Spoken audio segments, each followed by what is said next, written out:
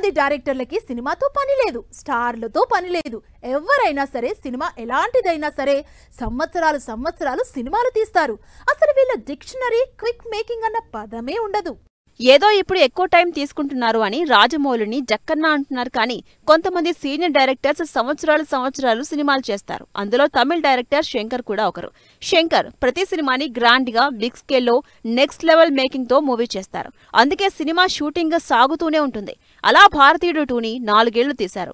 Game changer ని దాదాపు 3 ఏళ్లు తీశారు. మరి భారతీయుడు 3 ఉంటే ఆ సినిమాని ఎన్నేళ్లు చేస్తారో. Classic director Mani Ratnam movie making కి పెద్దగా టైం తీసుకోరు. కాస్టింగ్ కి ఎక్కువ ప్రిఫరెన్స్ టైం తీసుకునే మణిరత్నం 2019లో మొదలైన పొన్నియిన్ సెల్వన్ సినిమాని మార్చ్ 2022 వరకు షూట్ చేస్తూనే ఉన్నారు. ఈ సినిమా సెకండ్ పార్ట్ ని 2023లోనే రిలీజ్ చేశారు. భారీ సినిమాల్ని పక్కా ప్లాన్ తో 3 ఏళ్ల స్పాన్ లో చేసి ఆడియన్స్ ముందుకు తీసుకొచ్చారు మణిరత్నం.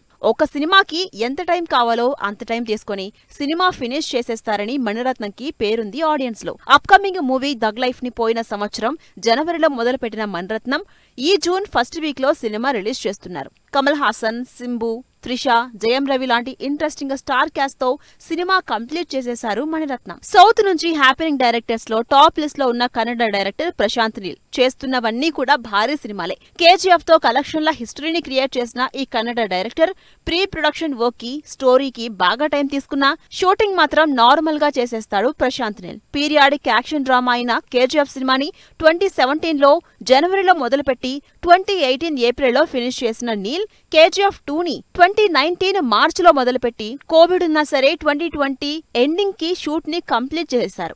ఆ తర్వాత ప్రభాస్తో చేసిన సలార్ మూవీ 2021లో స్టార్ట్ చేసి కోవిడ్ ఉండడం వల్ల 2023 వరకు షూట్ చేశారు. ఇలా భారీ సినిమాల్ని మరీ ఎక్కువ టైం తీసుకోకుండా ప్రాపర్ ప్లాన్ తో షూట్ చేస్తున్నారు. ఇలా ఒక్కొక్క డైరెక్టర్ ఒక్కో స్టైల్లో టైం తీసుకుని కొంతమంది సూపర్ ఫాస్ట్ గా షూట్ చేస్తూ సినిమాలు చేస్తున్నారు.